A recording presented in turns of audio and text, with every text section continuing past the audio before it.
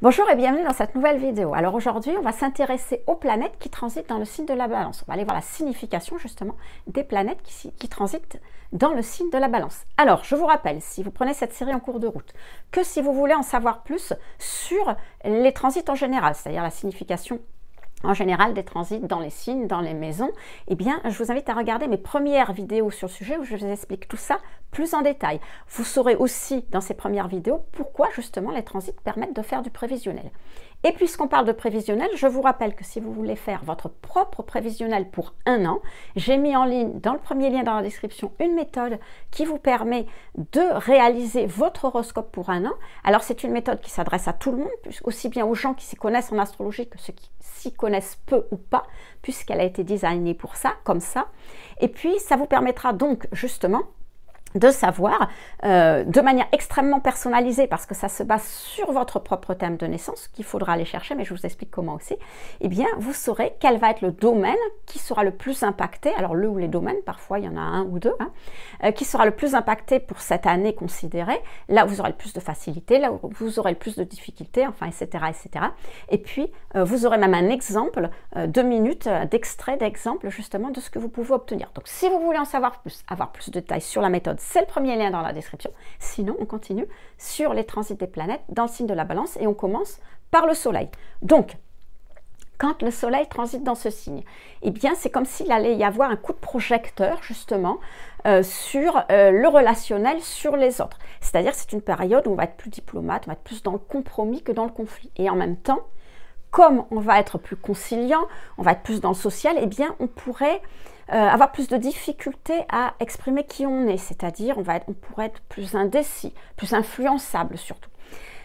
Quoi qu'il en soit, ce transit qui dure à peu près, alors le transit, le soleil passe 1 mois dans le signe, mais vous êtes impacté à peu près une dizaine de jours, et bien pendant ce transit, vous allez devoir faire avec vous et avec les autres, avec les deux. Il va devoir y avoir une harmonisation, un équilibre justement entre ce que vous apportent les autres et ce que vous pouvez apporter au pot commun.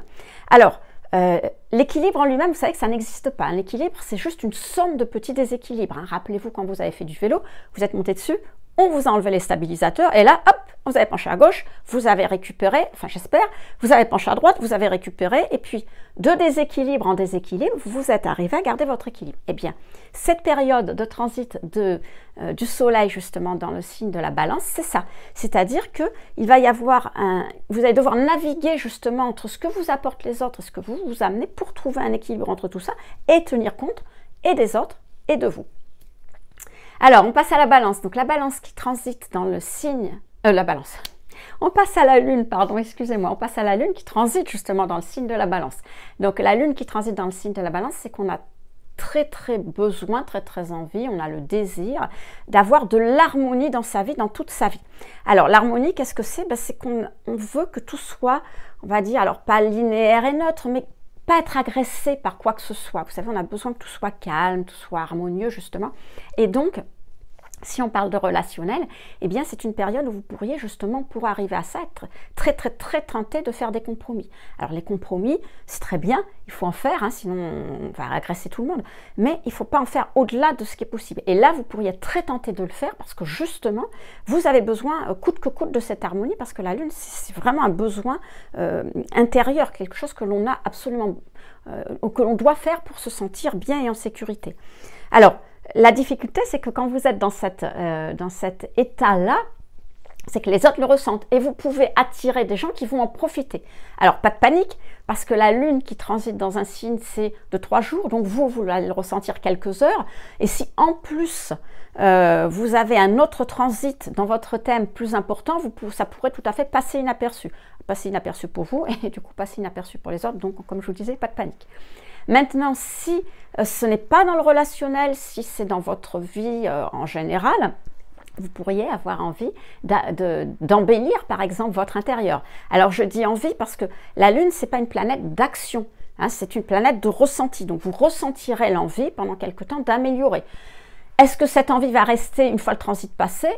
on verra, mais en attendant, voilà, c'est ce que vous allez avoir envie de faire. Et puis si par exemple la Lune est en balance, transite dans la balance et en maison 1 qui est vous, la maison 1 ça représente vous, ben vous aurez peut-être envie de vous améliorer vous-même, par exemple de prendre rendez-vous pour faire un relooking, ou chez le coiffeur, ou ce genre de choses, ou peut-être les ongles si vous êtes une femme, ou un homme, hein, pourquoi pas, je ne sais pas. Mais quoi qu'il en soit, voilà, mais encore une fois, ça va être une envie qui va vous passer par là. Est-ce que vous allez la concrétiser? À voir le reste du thème. Alors, ensuite, on parle de Mercure. Alors, quand Mercure transite dans ce signe, ben, vous vous doutez bien qu'on n'a pas du tout envie de polémiquer, pas du tout, puisque justement, Mercure va être dans une période où va plutôt avoir envie de tenir compte des idées des autres, de les prendre en compte, ces idées. Comment dire, c'est une période où vous allez... comment dire, réfléchir, peser le pour et le contre, je cherchais l'expression, avant de vous exprimer. Alors vous allez me dire, oui, mais en Vierge, c'était pareil.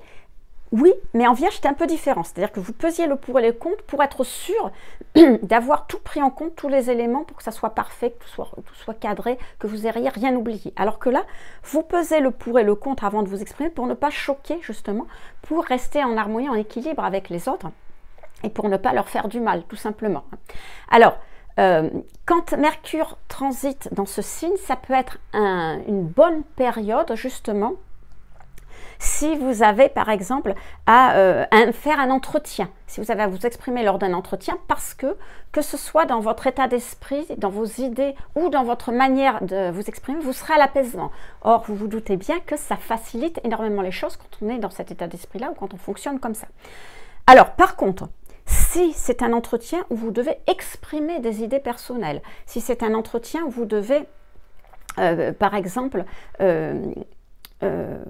prendre une décision personnelle, alors, par contre, ça pourrait être une période beaucoup plus compliquée parce que justement, on a du mal à s'affirmer, on a du mal, on tient beaucoup en compte, ça se dit pas, on prend beaucoup en compte la vie des autres. La vie des autres a beaucoup d'importance et donc du coup on est plus influençable, on est plus indécis et ce n'est pas une bonne période justement pour prendre une décision importante pour soi personnellement.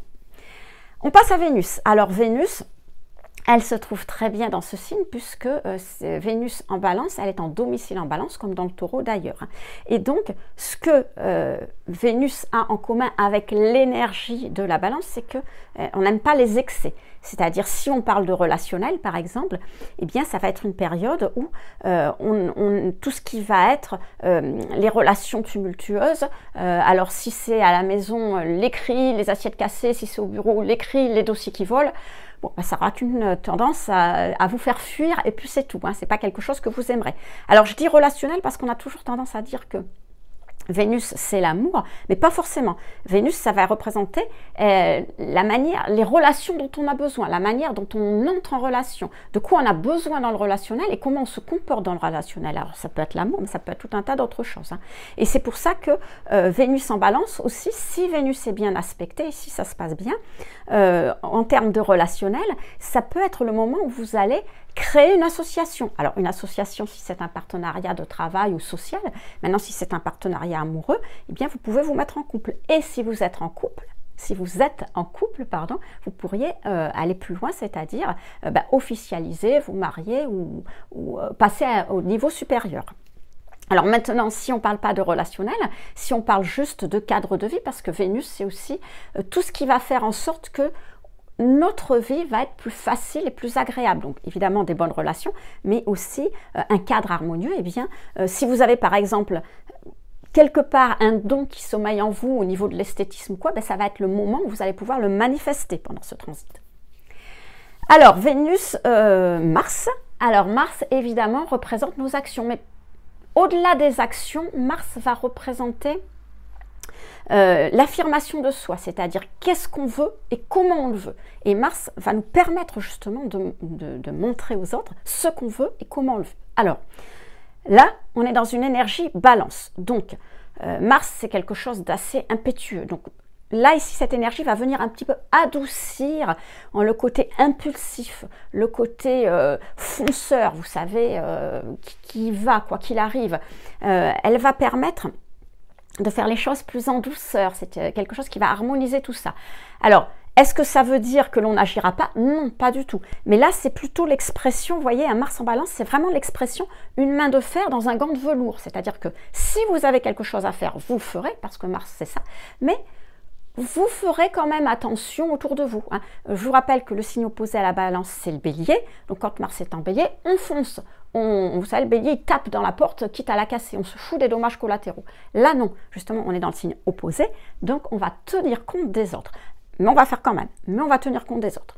En revanche, si toutefois Mars est mal aspecté ou bloqué, à voir les aspects justement, donc là, ce qui pourrait se passer, c'est que justement, vous pourriez avoir des difficultés à vous affirmer et vous pourriez, comment je pourrais dire ça, en quelque sorte, laisser les autres prendre des décisions à votre place, justement, ce qui est quand même un comble pour ce Mars, mais ça pourrait donner ça, donc à voir dans votre thème ce que représente, comment se situe Mars par rapport aux autres planètes et par rapport à votre thème.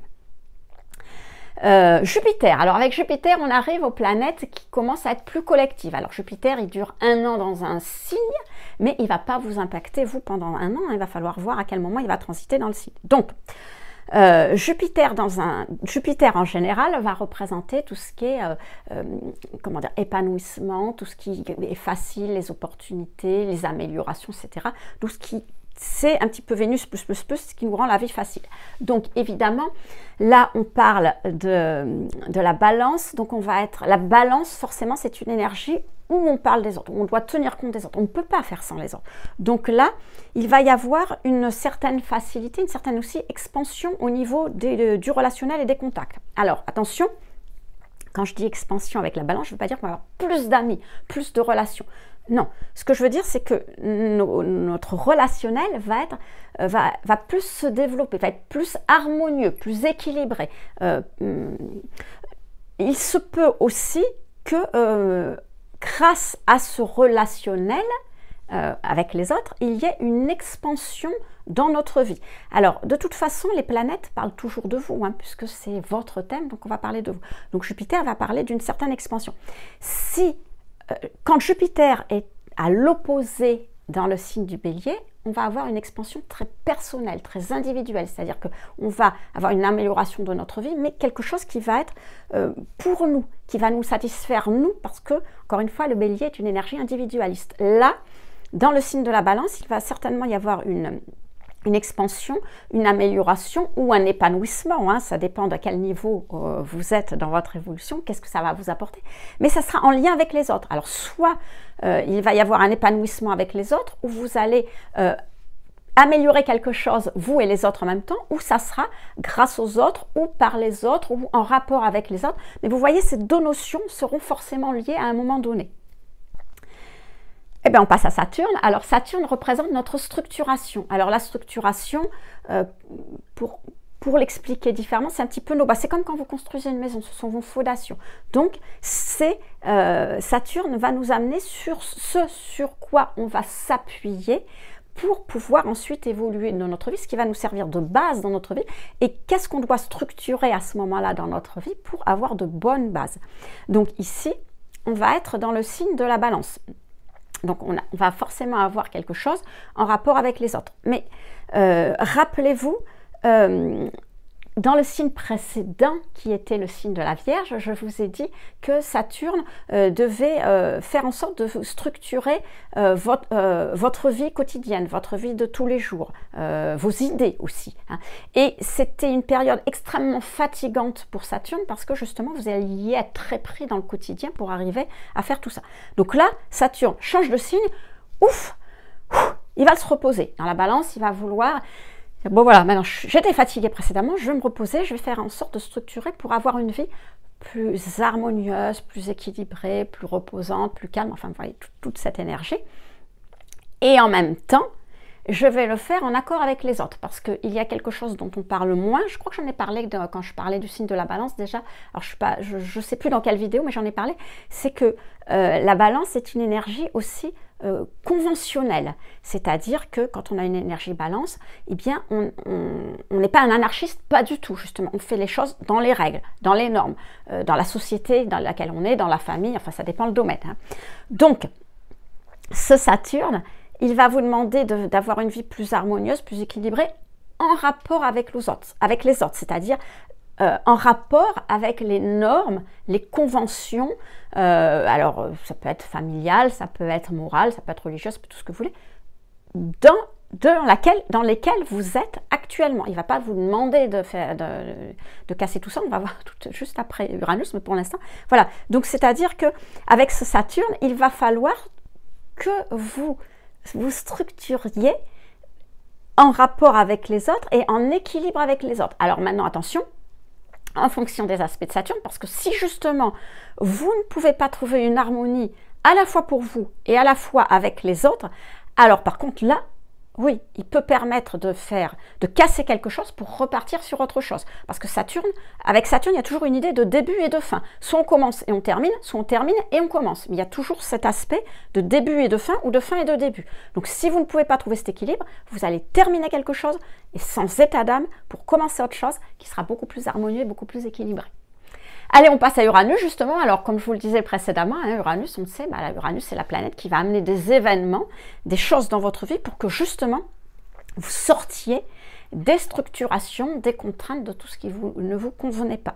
Alors ça peut être que vous en sortiez concrètement dans votre vie, hein, donc il y a un chamboulement de votre vie, ou que vous en sortiez simplement en esprit intérieurement, hein, et on n'est pas obligé de tout chambouler dans votre vie. Et une fois encore, Uranus, c'est 7 ans, alors il ne va pas vous impacter pendant 7 ans, mais il reste quand même 7 ans dans un signe, et il ne va modifier que ce qui doit être modifié, c'est-à-dire que si vous êtes évolué, tout fonctionne bien dans votre vie, ben, il va juste vous apporter peut-être des éléments de réflexion, mais c'est tout. Il ne va pas tout chambouler parce qu'il arrive et dit « ouais, c'est moi Uranus, allez, poussez-vous, je chamboule tout ». Ben non, pas du tout, si tout va bien, il ne fera rien.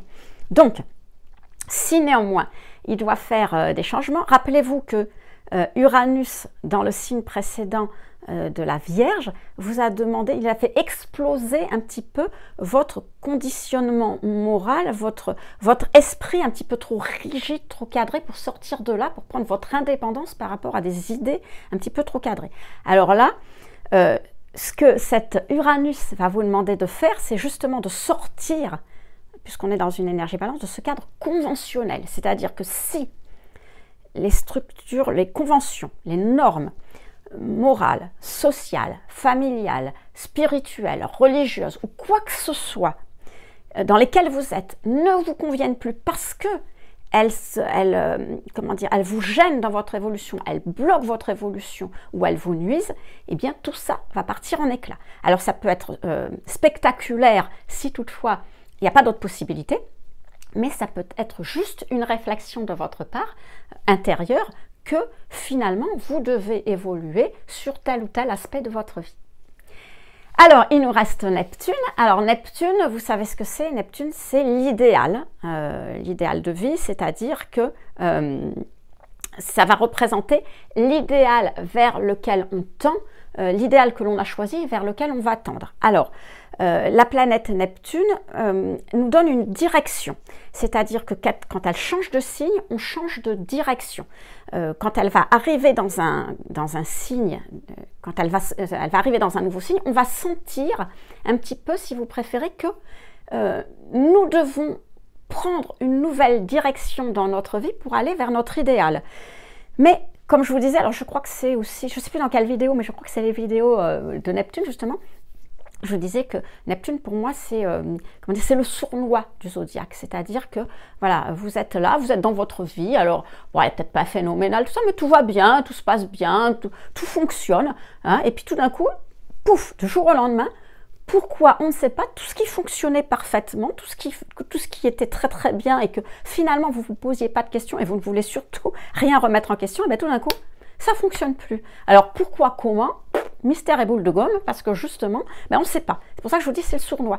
Hein, il agit un petit peu, c'est comme si vous allez vous balader tous les jours sur une falaise, vous voyez la mer en dessous. Ben, vous y allez une fois, vous y allez 10 fois, vous y allez 100 fois, vous y allez 10 ans, vous y allez 20 ans, tout va bien.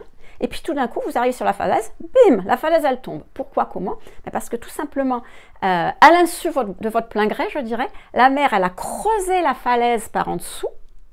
Et là, ça tombe et vous devez aller vers quelque chose de nouveau. Sauf que, ben, c'est pas clair du tout. Parce que autant Uranus, il va arriver, il va mettre un événement, il va mettre quelque chose et vous allez comprendre, vous allez vous dire oui, il est arrivé ceci et donc c'est très clair dans votre tête. Alors je ne dis pas que c'est facile, mais c'est très clair dans votre tête. Alors que Neptune, c'est pas clair du tout. Souvent on se dit mais je vois pas comment. Mais pourquoi ce qui fonctionnait avant ne fonctionne plus? Donc vous avez 14 ans pendant lesquels, alors ça ne va pas être 14 ans d'affilée, vous allez avoir des allers-retours, des moments où la planète va passer, repasser pour justement aller vers ce nouvel idéal. Et si au début du transit vous allez ressentir qu'il y a un changement à faire, vous n'aurez compris clairement ce que vous avez à faire qu'à la fin. C'est-à-dire que pendant 14 ans, ça va être très nébuleux. Et vous allez devoir utiliser justement votre intuition, votre tâtonnement pour aller vers ce nouvel idéal. Alors revenons à Neptune, dans le signe de la Balance.